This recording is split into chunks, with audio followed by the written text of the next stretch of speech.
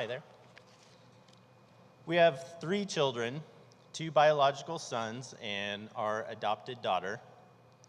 We also currently have a 2.5-month-old foster baby in the house. We're really busy.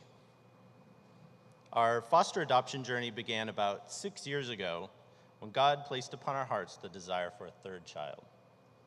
Initially, after having our 2 boys 16 months apart, we thought we were done bearing fruit. We'd replaced ourselves in the gene pool.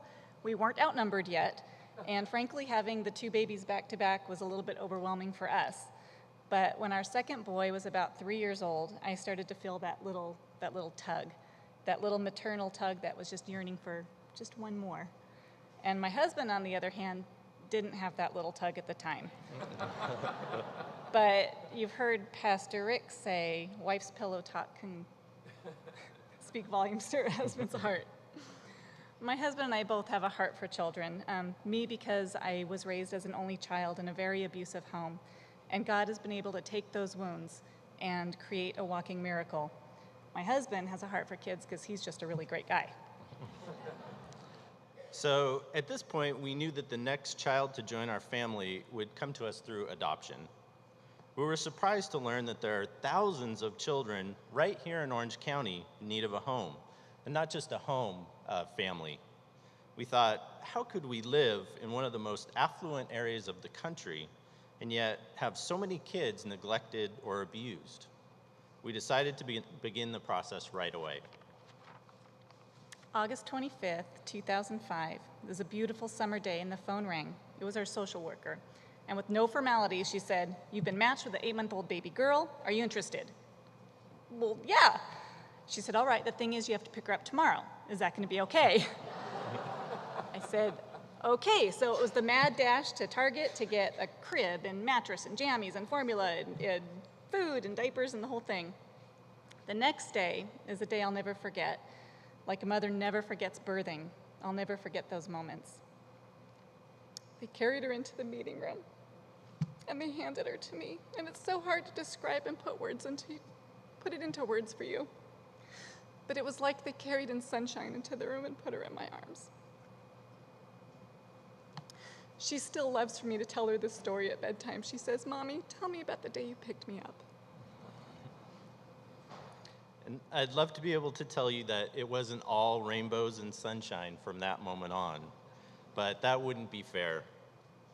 There's the reality of the legal system, and we had to facilitate her visiting her birth parents for the next 10 months.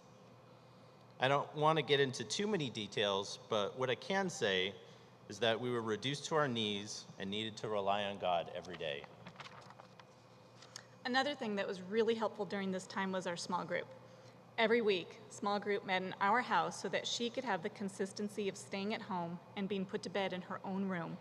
And the families even took turns bringing meals every week, and this was definitely not easy or convenient for them, but they rallied around us and accommodated us just to contribute to keeping her life more calm and peaceful during this time. And this is the body of Christ taking care of each other, and it's what small groups are all about. In October of 2006, 14 months to the day that we picked her up, we celebrated Adoption Day. It was a long process, but God is faithful. Now we have another little child in our home who deserves our care and whose parents deserve our compassion.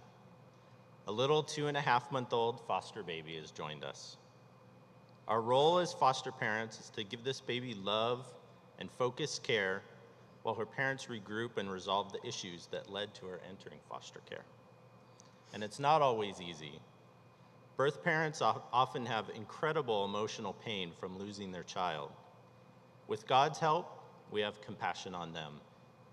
And although we think the Peace Plan is amazing in its scope and its goals, initially we felt like we didn't have a role there. We didn't have a place in the Peace Plan to serve because we're in a season in life where we still have little kids at home.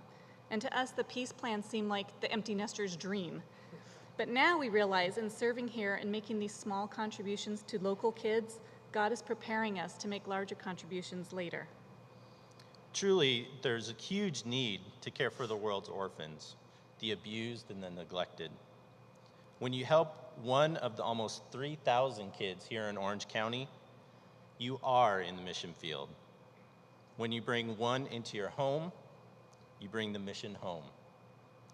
In closing, I'd like to share with you the verse that keeps my wife and I motivated for these kids. It's from Proverbs 31, verses 8 and 9. Speak up for those who cannot speak for themselves, for the rights of all who are destitute. Speak up and judge fairly. Defend the rights of the poor and needy. Thank you.